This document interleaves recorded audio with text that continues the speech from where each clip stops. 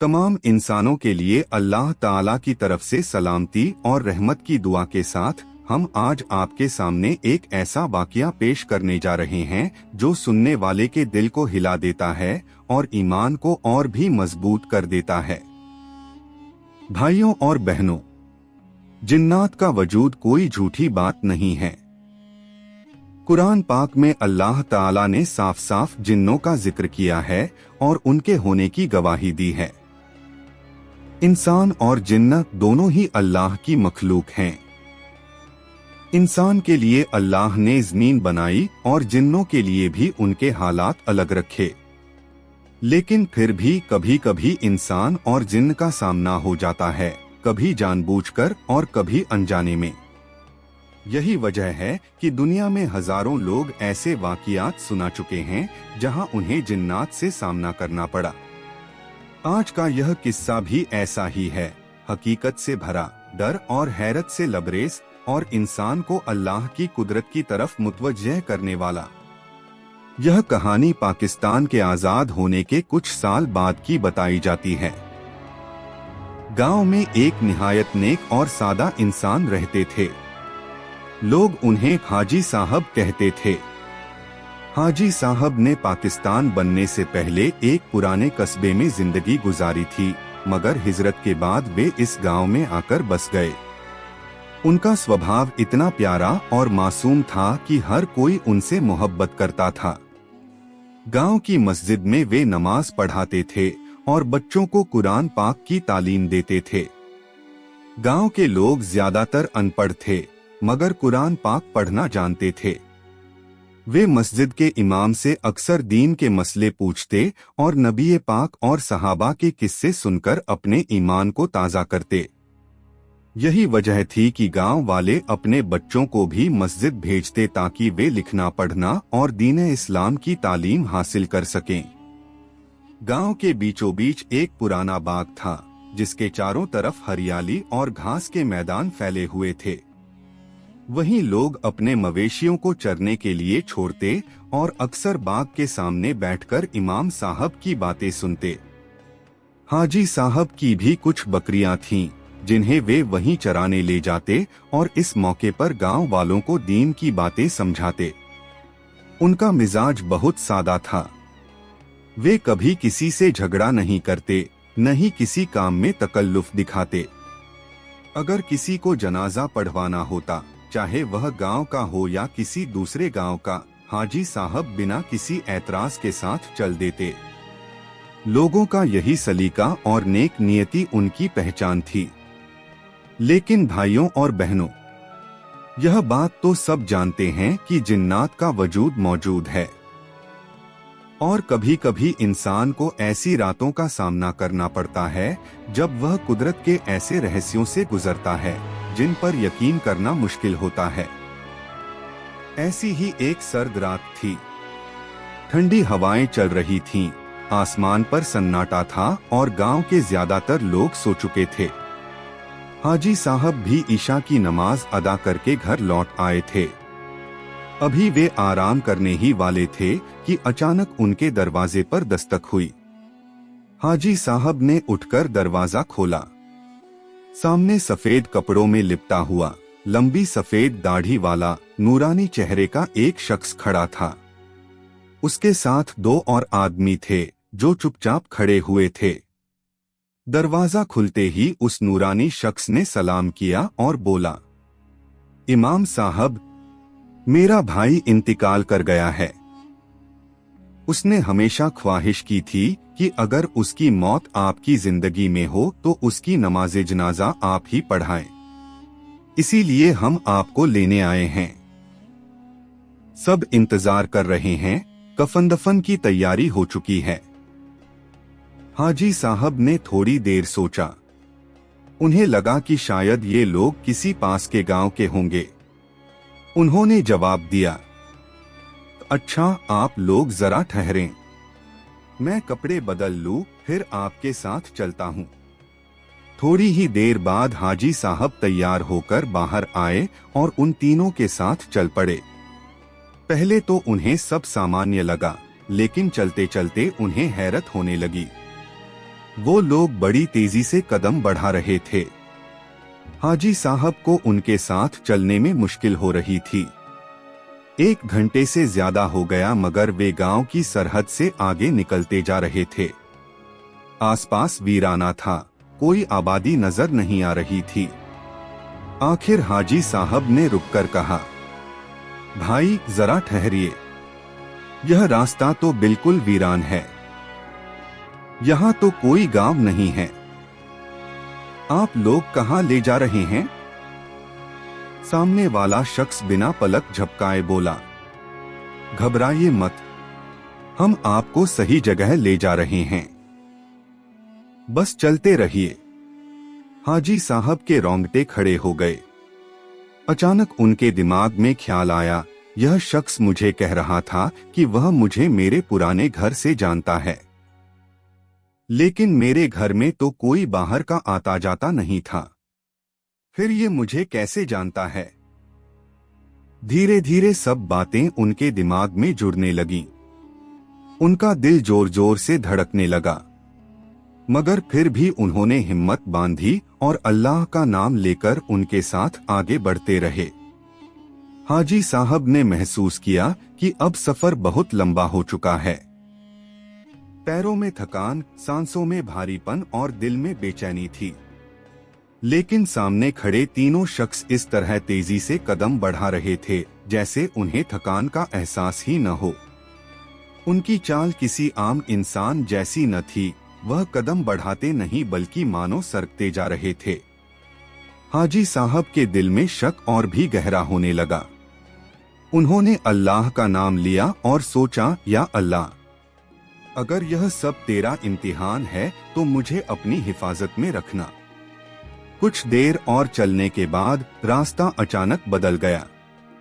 वह गांव की आबादी से बहुत दूर निकल आए थे। अब उनके सामने एक अजीब सी घाटी नजर आ रही थी। चारों तरफ वीरान चट्टानें, सूखे पेड़ और ठंडी हवाओं की सिसकियां। चांदनी में यह सब और भी डरावना लग रहा था। हाजी साहब ठिठक कर खड़े हो गए और बोले, भाइयों, यह कौन सी जगह है? यहाँ तो कोई आबादी नहीं दिखती। सामने वाले नूरानी चेहरे वाले शख्स ने पलटे बिना जवाब दिया, आप चिंता न करें, यही वह जगह है जहां आपको आना था। आगे आपको सब समझ में आ जाएगा। उनकी आवाज ठंडी और अजीब थी। हाजी साहब के दिल में खौफ और तेज हो गया, मगर अल्लाह पर भरोसा रखते हुए वे उनके पीछे चल पड़े। अब वे लोग घाटी के अंदर उतरने लगे। वहां दूर से कुछ सफेद कपड़ों में लिपटे हुए लोग खड़े नजर आ रहे थे। उनके चेहरे साफ नजर नहीं आ रहे थे, मगर उनके हाथ और जिस्म सफेद कफन जैसे कपड़ों से ढके थे। हाजी साहब को लगा शायद सचमुच कोई जनाजा है। उन्होंने अपने दिल को तसल्ली दी और सोचा कि अल्लाह की राह में यह सब करना मेरा फर्ज है।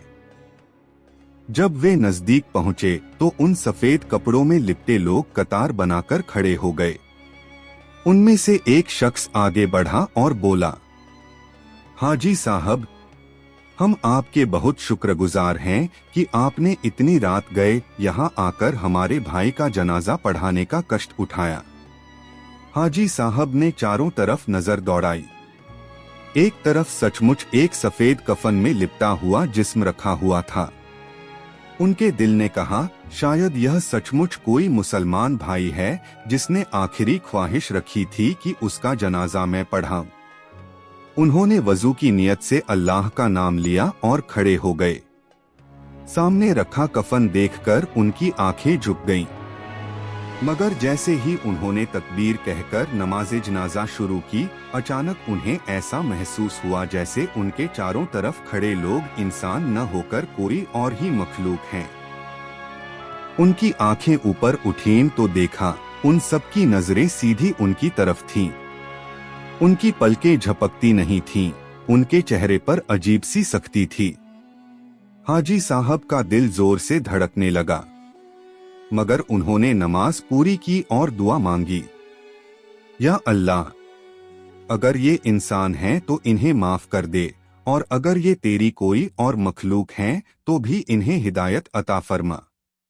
नमाज खत्म हुई तो सामने वाला शख्स फिर बोला, हम आपका एहसानमंद हैं हाजी साहब, आपने हमारे भाई का जनाजा पढ़ा दिया, अब आप हमारे मेहमान हैं। हाजी साहब घबरा गए। उन्होंने कहा, भाई रात बहुत हो चुकी है, मेरा घर मेरा परिवार मेरी राह देख रहा होगा, मुझे इजाजत दीजिए। मगर वह शख्स मुस्कुराया और बोला, नहीं, अभी आप जा नहीं सकते, पहले हमारी तरफ से एक तोहफा कबूल कीजिए। उसने अपनी जेब से एक छोटा सा पत्थर निकाला और हाजी साहब को दिया। बोला, यह आपके लिए हमारी तरफ से निशानी है। हाजी साहब ने पत्थर हाथ में लिया। उसे पकड़ते ही उनकी पूरी देह कांप उठी। वह पत्थर ठंडा भी था और गर्म भी। उनमें अजीब सी ताकत महसूस हुई। तभी अचानक उनके कानों में आवाज आई, जैसे कोई दूर से पुकार रहा हो, हाजी साहब, लौट आइए, लौट आइए। उन्होंने चारों तरफ देखा मगर कोई नजर न आया। तभी उनके दिल की धड़कन इतनी तेज हो गई कि उनकी आंखों के सामने अंधेरा छा गया। वो बेसुध होकर जमीन पर गिर पड़े। तीसरा हिस्सा, रीराइट स्क्रिप्ट, लगभग 1000 शब्द। जब हाजी साहब की आंखें खुलीं तो उन्होंने खुद को अपने घर में पाया। उनकी बीवी उनके सिरहाने बैठी हुई थी। उसने रोते हुए कहा, आप 3 दिन से बेहोश पड़े थे। उस रात आप दरवाजे पर गिरे हुए मिले थे। हमने आपको घर के अंदर लाकर संभाला। आज जाकर आपको होश आया है। हाजी साहब ने हैरत से पूछा, मैं यहाँ कैसे पहुंचा? मैं तो घाटी में बेहोश हुआ था। मुझे तुम लोग वहां से कैसे लाए? बीवी ने कहा, आप कहीं नहीं गए थे, आप घर के बाहर ही गिरे थे। न कोई मेहमान आया था, न कोई जनाजा।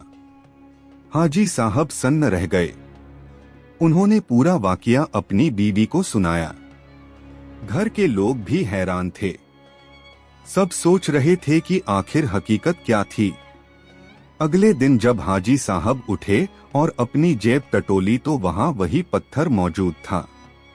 लेकिन अब वह साधारण पत्थर नहीं था, वह चमकदार हीरा बन चुका था।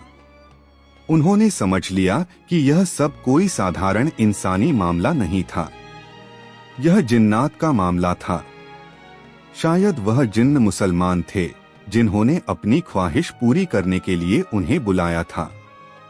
हाजी साहब ने सजदे में गिरकर अल्लाह का शुक्र अदा किया, लेकिन साथ ही उन्होंने यह भी तय किया कि अब वे कभी रात में अकेले बाहर नहीं निकलेंगे। वह वाकया उनकी जिंदगी का ऐसा हिस्सा बन गया जिसे वह कभी भूल नहीं पाए। रात की तन्हाई गहरी हो चुकी थी। ठंडी हवाएं ऐसे चल रही थीं जैसे कोई नामालूम ताकत करीब ही मौजूद हो। हाजी साहब के कदम भारी होते जा रहे थे, मगर फिर भी वो उन अजनबी लोगों के पीछे बढ़ते चले जा रहे थे। दिल में खौफ, दिमाग में शक और ज़बान पर बस अल्लाह का जिक्र जारी था। थोड़ी देर बाद वो एक ऐसी वादी में दाखिल हुए जहां चारों तरफ वीरानी का आलम था। पहाड़ों की ऊंची चोटियां सायों की तरह खड़ी थीं और माहौल ऐसा था जैसे अंधेरे में कोई अजदा ताक रहा हो। हाजी साहब ने सोचा, यह कैसी जगह है? यहाँ तो कोई आबादी तक नहीं, फिर यह लोग मुझे कहाँ ले आए हैं? अचानक उन्होंने देखा कि सामने करीब 100 से ज्यादा लोग सफ बांधकर खड़े हैं। सबके सब सफेद कफन में लिपटे हुए और उनके चेहरों पर अजीब सी नूरानी रोशनी थी। बीच से एक लंबा कद का शख्स आगे बढ़ा और बड़े अदब से बोला, हाजी साहब, हम आपके शुक्रगुजार हैं कि आप हमारे भाई की नमाज़े जनाजा पढ़ाने आए। हाजी साहब के दिल की धड़कन तेज हो गई। उन्होंने गहरी सांस ली और आगे बढ़कर सफ के सामने खड़े हो गए। तकबीर कही, नमाज़े जनाजा अदा की और सलाम फेरा। नमाज खत्म होते ही वही लंबा शख्स फिर उनके पास आया। उसकी आंखों में अजीब सी चमक थी। उसने कहा, आपने हमारा हक अदा कर दिया। हम आपको नुकसान नहीं पहुंचाएंगे, बल्कि यह हमारी तरफ से एक अमानत है। उसने हाजी साहब की हथेली पर एक छोटा सा पत्थर रख दिया। पत्थर देखने में साधारण था, लेकिन जैसे ही उनकी हथेली से छुआ तो उनके पूरे जिस्म में सिहरन दौड़ गई। हाजी साहब ने पलटकर देखा तो वह सब लोग गायब हो चुके थे। सिर्फ ठंडी हवाओं का शोर बाकी था और गहरी वीरान रात। अचानक उनकी आंखों के आगे अंधेरा छा गया और वो बेहोश होकर जमीन पर गिर पड़े। जब होश आया तो खुद को अपने घर के आंगन में पाया। बीवी और बच्चे उनके इर्द गिर्द बैठे रो रहे थे। बीवी ने कहा, आप 3 दिन से बेहोश पड़े थे। हमें आप दरवाजे पर गिरे मिले थे। हाजी साहब ने हैरत से कहा, मैं तो वादी में था, उन अजनबी लोगों के साथ। यह सब कैसे हुआ? फिर उन्होंने पूरा वाकया बयान किया। सब लोग हैरत में थे। कुछ लोग डर से कांप उठे, मगर कुछ का ईमान और बुलंद हो गया। अगले दिन हाजी साहब ने अपनी जेब टटोली तो देखा कि वही साधारण पत्थर अब चमकता हुआ हीरा बन चुका है। उसकी रोशनी आंखों को चुंधिया देने वाली थी। हाजी साहब की आंखों से आंसू बह निकले। उन्होंने सोचा, यह अल्लाह का इशारा है। जिन्न भी अल्लाह के हुक्म के ताबे हैं और मोमिन को अल्लाह हर हाल में इज्जत और इनाम अता करता है। उस हीरे को उन्होंने कभी बेचा नहीं, जिंदगी भर उसे अमानत समझकर अपने पास रखा। जब भी वह वाकया याद करते, रोंगटे खड़े हो जाते और आंखें आंसुओं से भर जाती। यह वाकया सिर्फ डरावना किस्सा नहीं था, बल्कि ईमान की दलील था। एक सबक की जिन्नात भी अल्लाह के हुक्म के गुलाम हैं और सच्चे मुसलमान को कोई मखलूक नुकसान नहीं पहुंचा सकती जब तक अल्लाह न चाहे।